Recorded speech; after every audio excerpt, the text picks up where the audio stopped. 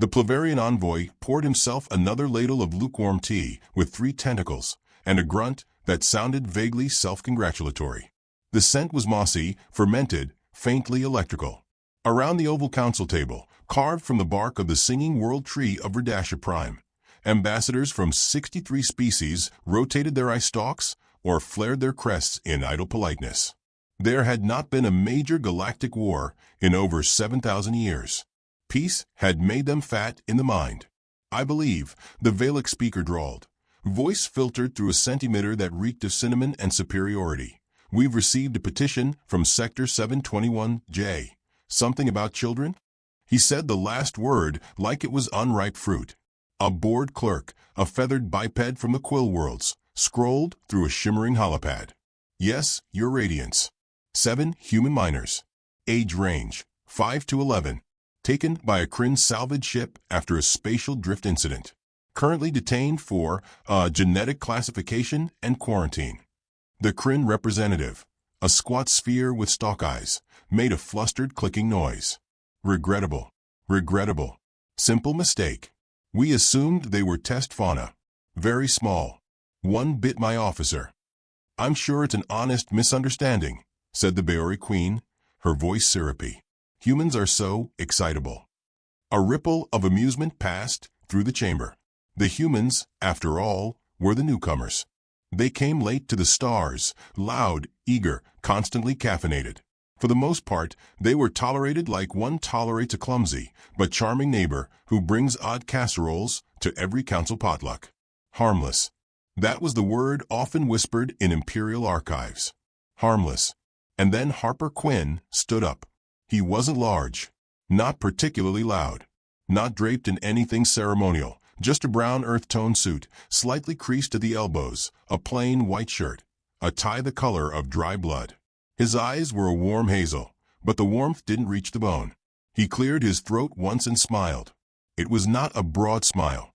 My name, he began, is Harper Quinn, representative of the Terran Assembly, speaker for the Earthen Kin, formerly of Kansas. Retired colonel. His voice was mild, folksy even. I do appreciate the hospitality today.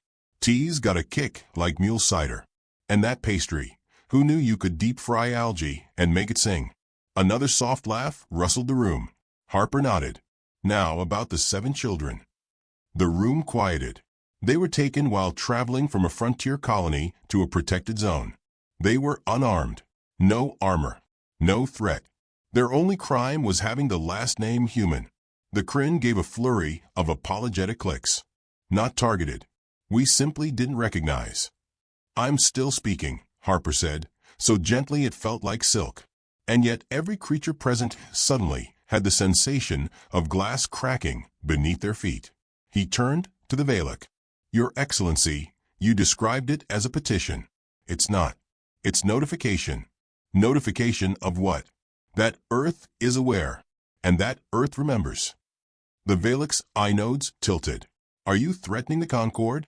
Not at all. We're simply changing tone. Harper sat down.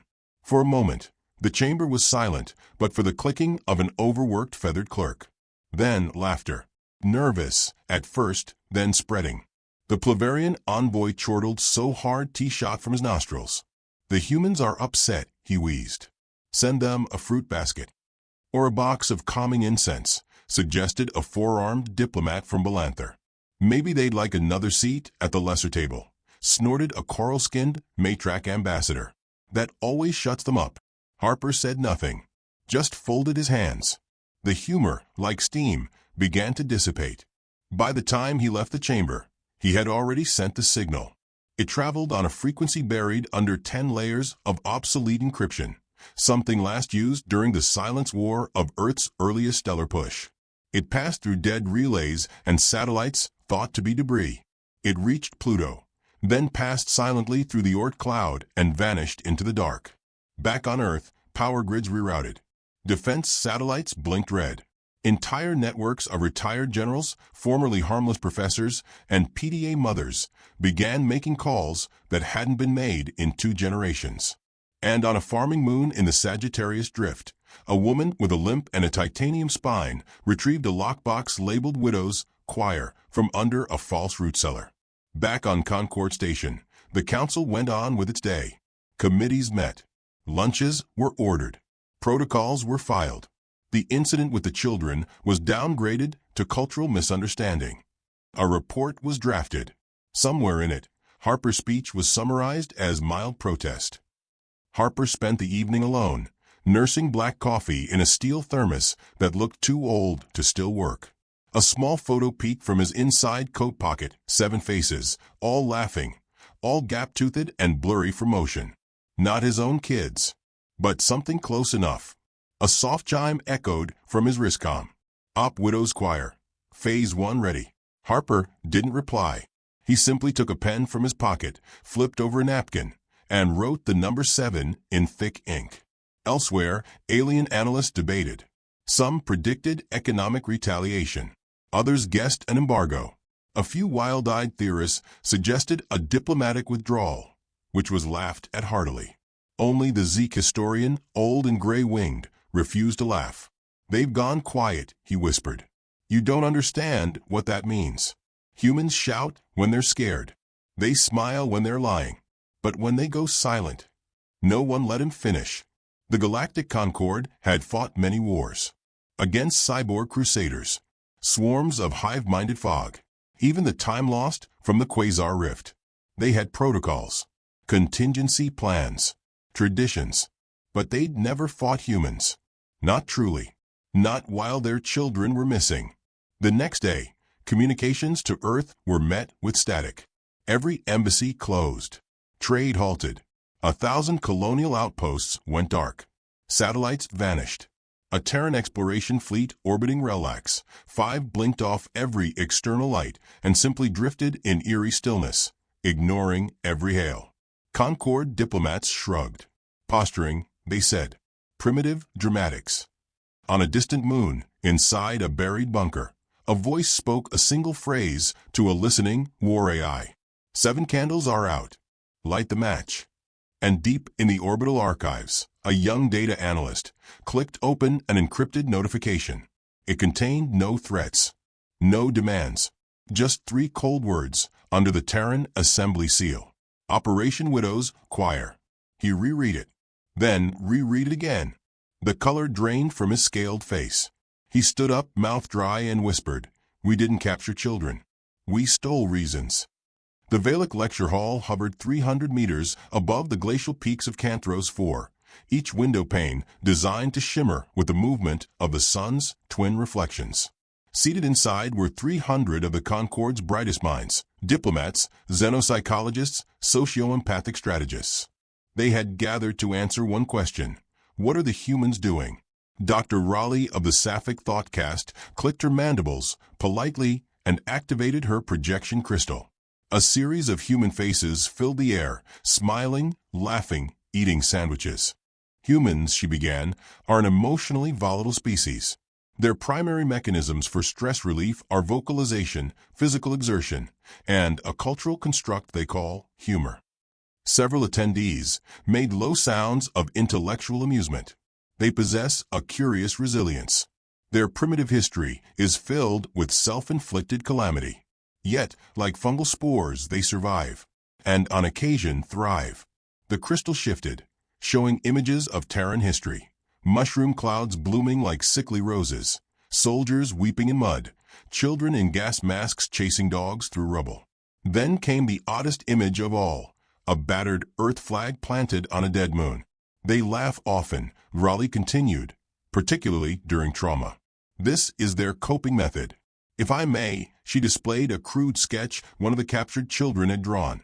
A stick figure in a cage labeled me, next to another stick figure labeled alien. The alien had X's for eyes. A murmur swept the crowd. "Is that a threat?" asked a beetle-skinned observer. "It's a joke," Raleigh replied. "A deeply human one. Their children weaponize irony before they master arithmetic." Another attendee, a translucent gelatinous scholar named Fom, rippled in nervous color. "They're not responding to our peace envoys. No diplomatic signals. No media leaks. No retaliation demands. It's been 6 days." Raleigh's voice quieted. "That's what troubles me. It's too quiet. No threats. No bluster. Just silence. Silence, for humans, was not peace. It was prelude. Half a galaxy away, beneath a grain silo in a field of Terran wheat, Colonel Reyes stood alone in the dark. She wore civilian boots caked with red soil, and a coat too thick for the weather. The command tablet in her hands glowed pale green, casting long shadows across the sealed crates behind her. "Phase 2, asked the voice through her calm masculine Kansas-tinged. "Harper Quinn." "Ready," she replied. "Assets have moved into position across 27 nodes. Fleet silence protocols initiated. Civilian comms on artificial downtime. It'll look like a blackout. Casualties. 0. Harper hesitated. "Kids. Federal safe. Just a bit bored. One's already hacked the Kryn medical database and set all alert tones to kazoo noises." Harper gave a faint chuckle. "Our monsters are growing teeth." Colonel Reyes looked at the crates behind her, each marked with a stylized white wolf. Inside were uniforms that hadn't been worn since the silent epoch. "You sure you want the choir deployed this early?" "Not yet," Harper said. "Just let them smell the air." Back at Concord High Council, the debate continued. Some demanded sanctions. Others suggested soft diplomacy. A few, still clinging to arrogance, claimed the human withdrawal was a petty show of defiance. But others, especially the older species, began to whisper warnings. The Zeke ambassador, perched on an obsidian rail, scratched ancient runes into the stone with his claw. "I was alive when humans first arrived," he said. "We thought them amusing, curious, like dogs wagging tails. We never asked what wolves do when their pups are taken." His words were dismissed as poetic nonsense. Still unease spread. The first true sign came quietly. A mining outpost in the Clython Reach, human-run, low population, vanished. No explosion. No wreckage. Just gone. Scans showed the area now surrounded by gravity well where none had existed. "Wormhole accident," said a Concord general. "No," said the AI monitoring station. "It was built." Across 3 other sectors, small freighter ships, once civilian-owned, began maneuvering with military precision. Their cargo? Untraceable. Their movement? Coordinated. Their transponders? Erased. Concord tried to intercept one. The pursuing craft exploded before contact. Then came the message. No fanfare. No speech. Just a line of Terran code, sent on a sub-layer channel last used during the Trappist revolt. // active status, red. // code, alabaster. // 7 wolves. 7 choirs. 1 war. The room that received it was deep within the Empire's central defense nexus. Only 5 knew the meaning of alabaster. Only 2 had lived through it, and both immediately ordered lockdowns. Still, the public narrative insisted Earth was sulking. Trade suspension was being negotiated. The children's return was pending biometric clarification. Meanwhile, in orbit over Ventari 6, a Concordian cruiser approached a derelict Terran vessel adrift in silence. Its name, Yesvi Ellery. No lights. No engine burn. Just floating, as if dead. The cruiser's captain, a tall, crested Terran, ordered a boarding party. The Marines entered cautiously. Inside, no crew. No power. Just walls lined with old Earth photographs. Soldiers. Nurses. Teachers. Children. In the central chamber was a dining table. 7 seats. 7 plates. A half-played card game. On the far wall, written in what appeared to be human ink, was a phrase. "You took our young, so we remembered what we are." Then came the soft chime of a motion sensor. A small screen lit up. It played footage, not of war, of 7 children, laughing, running in a field. Then the screen glitched. Static filled the chamber, and a voice, human but distorted, echoed through the hall. "Return them, or we return everything else." The cruiser's systems locked. Every light turned crimson. Its emergency thrusters fired without command, directly into the star. The incident was buried, classified. blamed on system failure. But rumors spread. Species with long memories began pulling their envoys from Earth. Trade convoys rerouted. Panic crept, slow and silent, like fog under the door.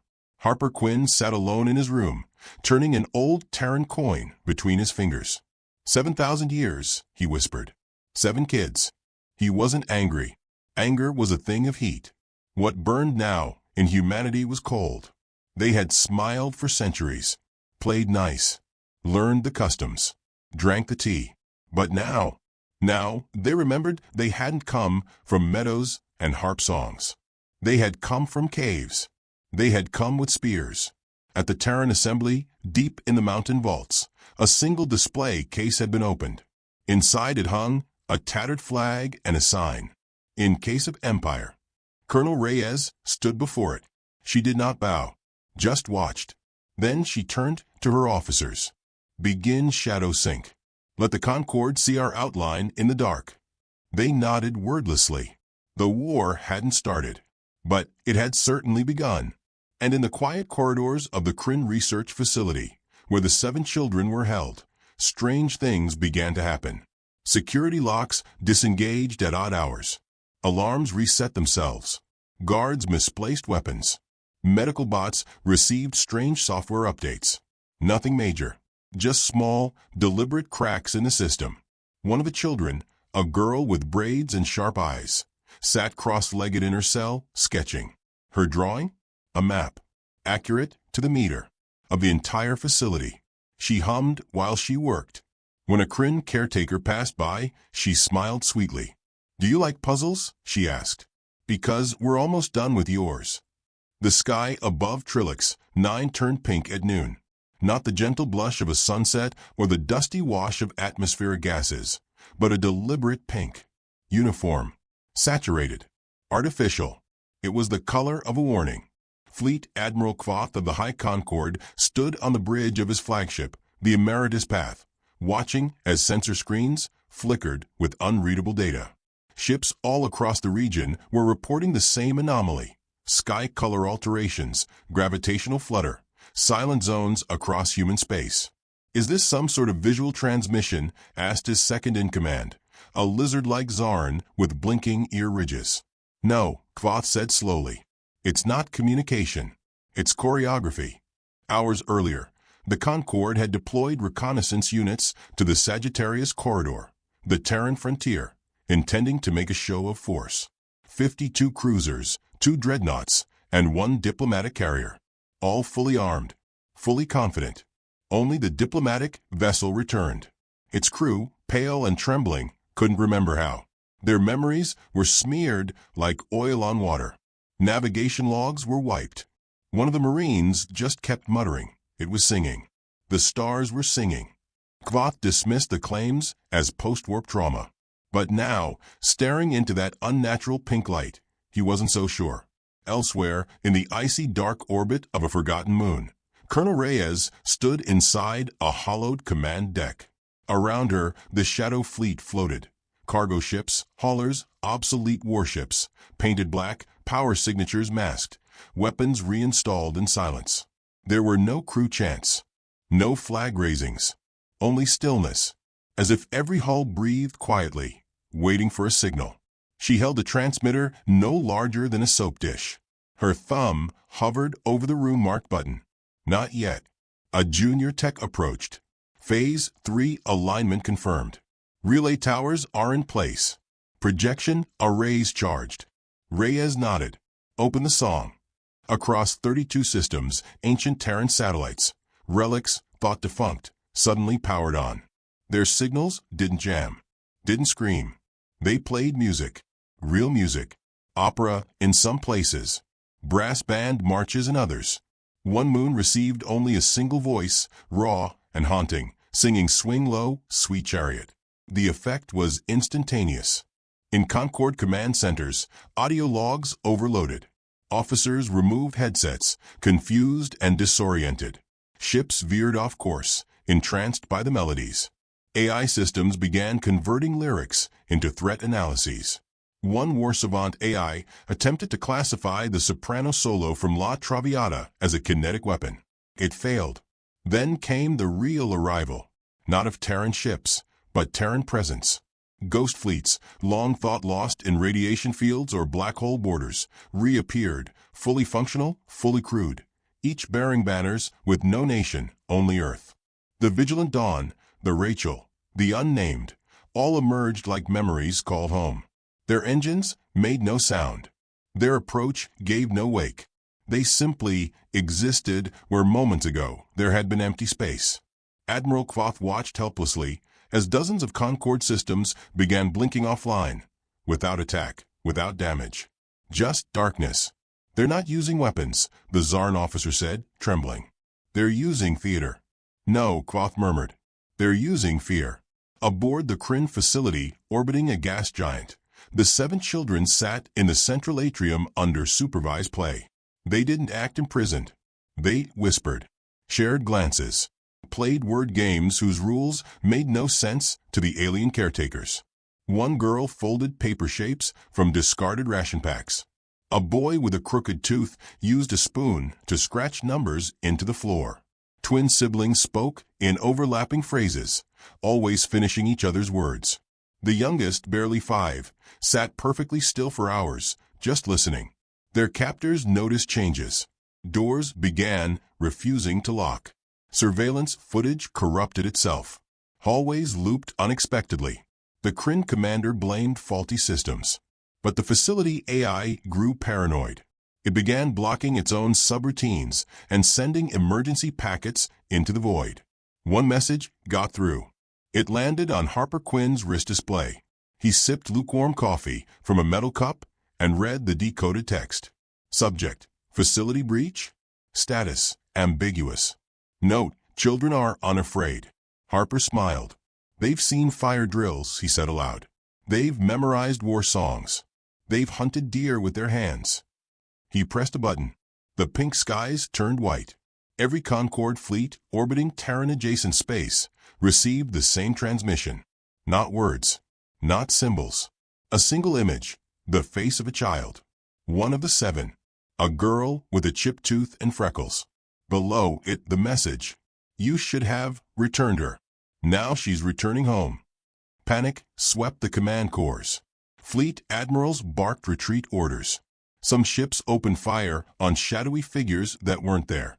Others ejected their human diplomats, hoping symbolic sacrifice might appease. Colonel Reyes gave the real command. Phase 4. Activate Goliath. From the asteroid belt between Sistara Prime and the Terran hold, a shape stirred. It did not emerge. It unfolded. Project Goliath had no thrusters, no visible weapons. It moved like it was thinking. Its skin shimmered like obsidian rain. Entire moons shifted their orbit to avoid it instinctively, not because of trajectory, but because of intent. Inside there were no crew, only choirs. 7 of them. Sleeper units. Children grown into legends. Each raised with lullabies that taught angles, equations, insurgency theory. Each fluent in enemy protocol, Concorde dialects, and death. They had been waiting for this call their entire lives. The moment Goliath's core flared, 7 signal bursts echoed through space. One landed in the Kryn facility's central processor. The AI died quietly. The facility's lights turned red. Children stood. Guards shouted. Weapons were raised. The children didn't run. They walked. By the time the first emergency broadcast reached the Concorde's high assembly, the Kryn facility had gone dark. When it reconnected 10 minutes later, the entire station had docked itself into a Terran cruiser. And the children were gone. No casualties. No blood. Just gone. A single message was left behind. They came home. Harper Quinn reviewed the footage from a dim-lit bunker on the edge of Luna Base. His jaw was tight, not with fury, but reverence. "They didn't need us," he said softly. Colonel Reyes, patched in by Hollow, nodded. "They just needed permission." Far from Earth, in the orbital palace of the Valak elite, diplomats watched the footage in silence. The smugness was gone. So was the amusement. Harper Quinn lied, hissed one. He said they'd handle it politely. A hollow window blinked. Harper's face filled it. "Still am," he said. and smiled. The war didn't begin with explosions. It began with silence. Again, across the spiral arms of the Concorde, alarms failed to sound. Drones refused to fly. Entire defensive grids blinked out not from sabotage, but from a deeper, more human cruelty. Anticipation. Every Concorde world braced for invasion. None came. Instead, one by one they were cut off. Wormholes collapsed into artificial dead zones. Relay towers rewrote their own protocols to block outgoing signals. On the moon world of Ashar, the population looked up to see 3 Terran ships hovering low, not firing, not announcing, just being. They didn't move, didn't speak. But by morning, the Concorde governor had handed over full planetary control without a fight. The citizens didn't protest. They baked bread. On another rim world, defensive satellites aimed toward incoming Terran vessels, only to receive a polite voice over wideband. Please disarm. We're here to pick up what was stolen. The satellites powered down. For the first time in 7,000 years, the Concorde had no idea where its people were. Not because they were lost, but because humanity no longer cared to be seen. Inside the Terran war-construct Goliath, silence also reigned. But it was not peace. The 7 choirs moved like thought given form, faces human but unreadable. They carried no visible weapons. They didn't need any. Choir 1, Nessa, age 17, had eyes that measured variables faster than light. She smiled like a child asked to set the dinner table, then reprogrammed a Concorde Dreadnought's AI using only its ambient thermal output.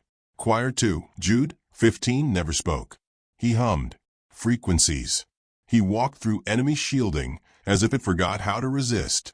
Systems shut down in his presence, like prey feigning death.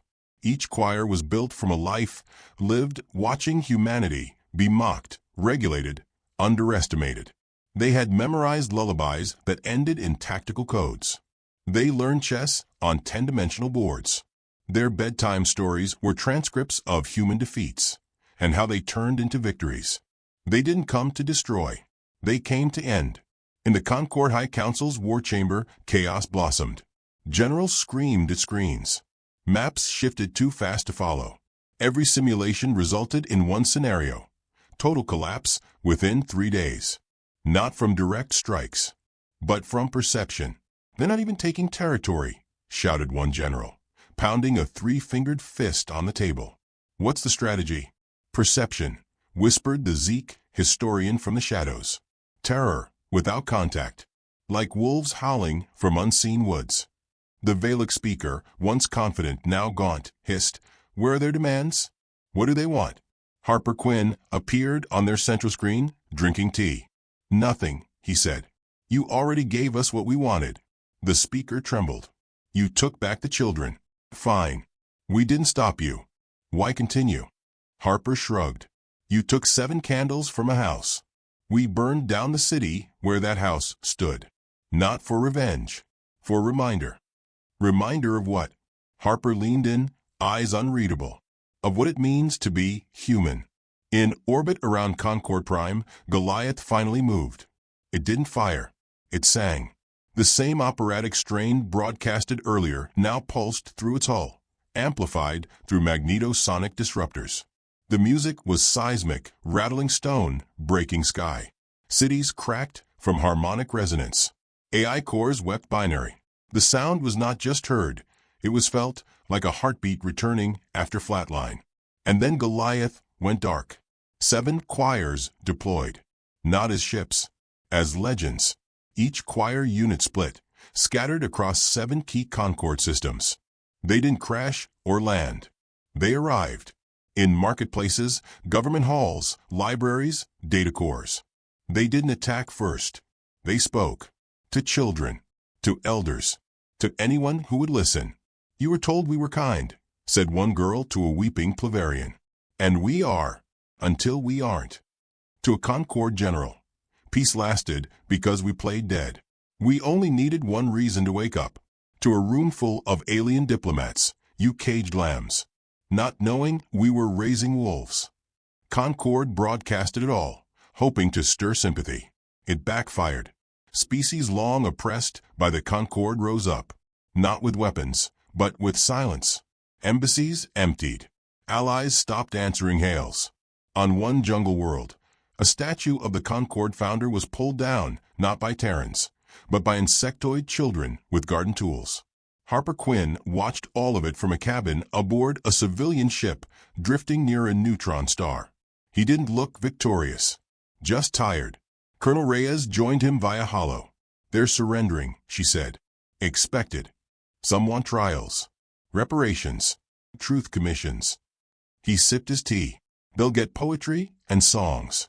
Maybe forgiveness if they sing in tune." "What about the ones who won't?" Harper stared at the swirling star beyond the window. "Then we remind them what silence means." The Kryn homeworld, seat of the species that took the children, experienced what would later be called the Night of Red Snow. No bombs, no orbital strikes, just power loss, then heat, then static. Entire oceans turned pink from bioluminescent coral reacting to EMP emissions. The air thickened with static charge. And in the center of their capital, 7 children stood, older now, dressed not in armor, but in homespun earth wool. No weapons, just eyes. They sang one song, in harmony. The Kryn surrendered before the 3rd verse. In the aftermath, no single document recorded the casualties. Because there were none. No deaths. No scorched cities. Just surrender. But surrender was not the end. The Concord tried to regroup, reframe the narrative, spin it as an unfortunate escalation. They issued statements, tensions with Earth resolved, trade resuming, new peace accords signed. But Earth didn't reply. No ambassadors returned. No messages. Just the absence of them. It was worse than war. Concord space became quiet, not from violence, but from being cut off. Wormholes rekeyed to human-only frequencies. Trade routes vanished. Entire systems that once buzzed with culture now whispered to themselves, wondering if they had ever truly known their human neighbors at all. In the ruins of Concord diplomacy, one last meeting occurred. On neutral ground, in a chamber carved into the ice cliffs of Thalius, the Valak, the Zeke, the Plavarian, and a half-dozen surviving delegates stood across from Harper Quinn and Colonel Reyes. No guards. No weapons. Just words. "We underestimated you," the Valak admitted. "No," said Reyes. "You estimated us. We just exceeded." "What happens now?" Harper looked at them, not with hate, but with cold patience. "Now nothing. Nothing. No alliances. No wars. No treaties. You're not enemies. You're not friends. You're simply irrelevant. But we were peaceful." "You were comfortable," Harper interrupted. "There's a difference." The Zeke lowered his head. "Will you return?" Harper stood. "We never left. We just stopped waving." They turned to go. But just before the exit, Reyes looked back. "If you ever even look at another human child again." She didn't finish. She didn't need to. Across the galaxy, monuments to the Concord were taken down. Not by Terrans, but by those inspired by them. The lesson wasn't about fear. It was about boundary. Humanity had drawn theirs. In bloodless lines. In silence. In the unforgettable hum of a song that never left your bones. Years later, children on alien worlds would whisper a new bedtime story. Not of monsters, but of choirs. Of polite men with dangerous eyes. Of ships that hummed like cathedrals and children who walked unafraid into fire. And they'd whisper the final words, like a charm against danger. Don't take what they love. Because if you do, the skies will sing again, and no one will survive the echo.